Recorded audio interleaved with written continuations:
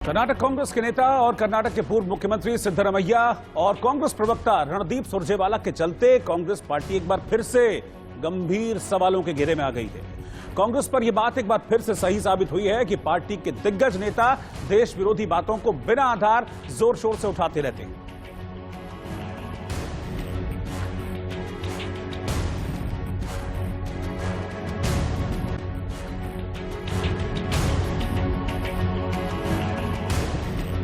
दरअसल हुआ क्या कि कर्नाटक के पूर्व मुख्यमंत्री सिद्धरमैया ने एक के बाद एक कई सारे ट्वीट किए। पूरा थ्रेड था उनका ट्वीट का और अपने ट्वीट के जरिए उन्होंने कहा कि अमेरिका की जांच एजेंसी एफबीआई कर्नाटक आई हुई है।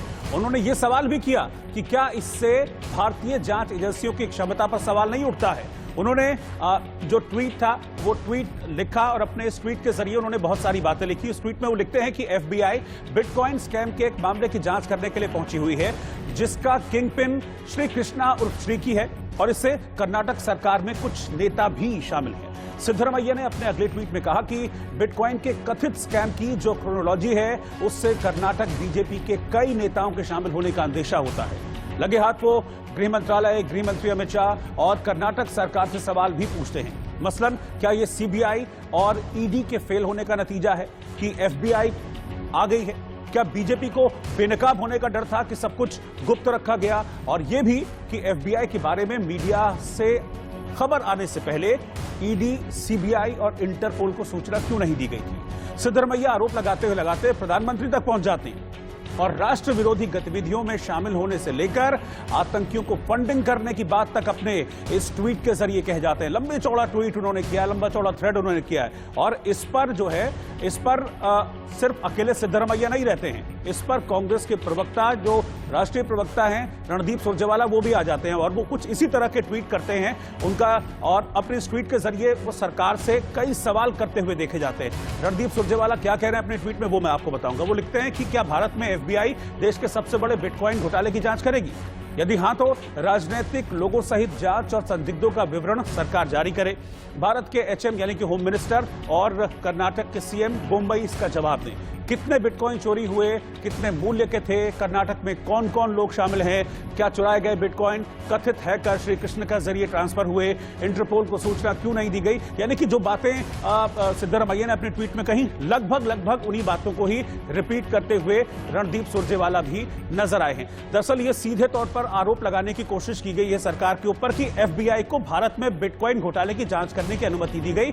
और इस बीच एक बड़ी खबर इससे जुड़ी आपको बताते हैं। सच्चाई क्या है वो मैं आपको बता रहा हूं। एफबीआई की टीम ना तो भारत आई है और ना ही उसने आने के लिए किसी तरह का कोई लेटर या कम्युनिकेशन किया है। सीबीआई ने खुद ट्वीट के जरिए साफ किया है कि किसी भी मामले में एफबीआई की टीम भारत नहीं आई है और ना ही उसकी ओर से सीबीआई को कोई रिक्वेस्ट भेजी गई किसी देश की जांच एजेंसी के माध्यम के भारत में आकर जांच करने की कोई इजाजत देने का सवाल ही नहीं उठता है। सीबीआई ने अपने ट्वीट में साफ कर दिया कि इंटरपोल का नेशनल सेंट्रल ब्यूरो के संपर्क में रहता है और वो इंटरनेशनल एजेंसी के साथ कोऑर्डिनेट करता है।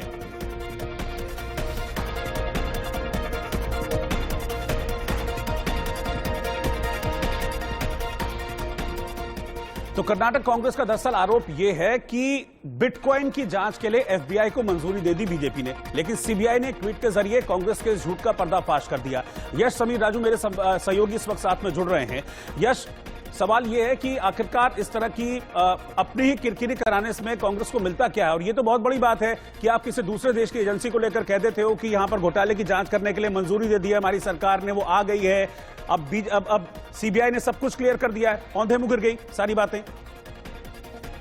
जी बिल्कुल, आप जैसे बता रहे हो कांग्रेस के दोनों मुख्य नेता सिद्धरमैया और सुरजेवाला दोनों ने साफ साफ बताया कि इसमें एफबीआई आ गई है। अभी अब एक तरफ से सीबीआई से सही से बता दिया कि कोई एफबीआई एजेंसी इस प्रक्रिया में इन्वेस्टिगेट नहीं कर रही है। और जब देख सकते हो कि सिद्धरमैया ने 12 ट्वीट किया था जिसमें वो नरेंद्र मोदी और कई बीजेपी नेताओं को इस स्कैम में वजूद है करके इन्फॉर्म किया हुआ, मगर एक तरफ से साफ साफ बता दिया सीबीआई की कोई एफबीआई की इंडिया में इन्वेस्टिगेशन नहीं चल रही है। मगर एक तरफ से आप देख सकते हो कि अभी इंडियन की एजेंसी सीबीआई और ईडी को छोड़ के अभी कांग्रेस के मुख्य नेता सुरजेवाला और सिद्धरमैया FBI को बुलाते हो। आप देख सकते हो कि क्योंकि देखिए यश, ये सवाल देश की जांच एजेंसियों पर भी उठाया गया कांग्रेस की तरफ से, ये सवाल होम मिनिस्टर पर भी उठाया जाता है, ये सवाल कर्नाटक के मुख्यमंत्री के ऊपर भी खड़ा किया जाता है, इस सवाल को लेकर प्रधानमंत्री तक पहुंच जाते हैं। ये तो देश की एक तरह से इज्जत जुड़ी हुई थी, लेकिन फिर भी कांग्रेस ने इस तरह की बातें की। क्या अब इस पर कोई जवाब है कांग्रेस के पास? जी बिल्कुल, अभी तक कांग्रेस की तरफ से एक भी स्टेटमेंट नहीं आया, मगर बीजेपी एक तरफ साफ साफ बता रहा है कि इस चीज में देख सकते हो कि कांग्रेस जैसे एंटी नेशनल थिंग्स कर रहे हैं, एंटी नेशनल काम कर रहे हैं, तो एक तरफ से बीजेपी साफ साफ बता रही है कि अभी प्रूव हो गया कि कांग्रेस एंटी नेशनल थिंग्स में इन्वॉल्व हो चुकी है। मगर एक तरफ से कांग्रेस की तरफ से या मुख्य नेता कोई राहुल गांधी या कोई सोनिया गांधी के किसी की तरफ से भी अभी तक इस चीज को लेकर स्टेटमेंट अभी तक आया नहीं है। ठीक है यश, आपका बहुत बहुत शुक्रिया इस जानकारी के लिए। तो झूठ फैलाने की कोशिश की गई थी, लेकिन उसका पर्दाफाश देश की जांच एजेंसी सीबीआई ने कर दिया है कि एफबीआई की तरफ से इस तरह का कोई भी कम्युनिकेशन तक नहीं किया गया। एफबीआई के आने की बात तो बहुत दूर है।